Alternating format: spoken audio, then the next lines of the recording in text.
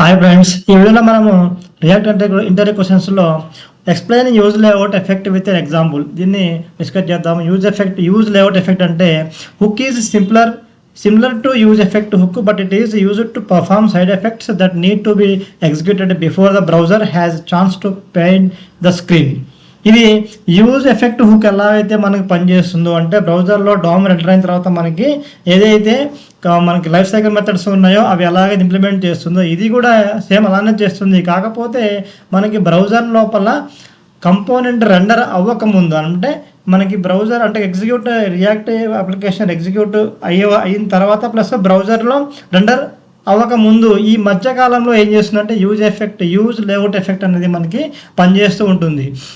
Before the browser has a chance to paint the screen, అంటే screen మీద మనకి ఏదైతే పెయింట్ అవుతుందో అంటే అప్డేట్ అయితే ఏదైతే రెండర్ అవుతుందో డామ్లో దానికంటే ముందు ఇది పనిచేస్తుంది అనమాట. This is useful for cases where you need to measure or update the layout of the page. For example మనకి ఇక్కడ ఎగ్జాంపుల్ ఒకటి చూపిస్తాను మీకు.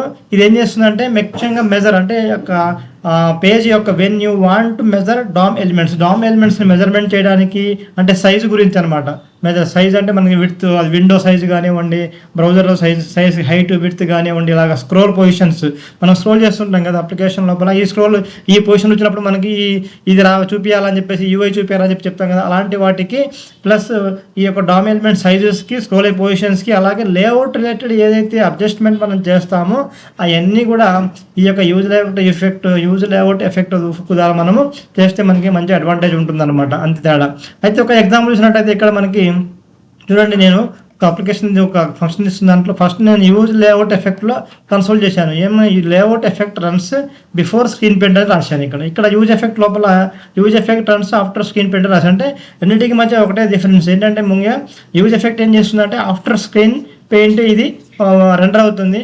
యూజ్ లేఅవుట్ ఎఫెక్ట్ అనేది దానికంటే ముందే రెండర్ అవుతుంది, దానికి ఆపోజిట్ అనమాట. ఇక్కడ రన్ చేస్తే మనకి చూడండి, మనకి రన్ చేసిన తర్వాత నేను ఇక్కడ రిఫ్రెష్ చేస్తున్నాను. ఫస్ట్ మనకి ఏమొచ్చింది కన్సోల్లో layout effect runs before screen paint ఇది వచ్చింది.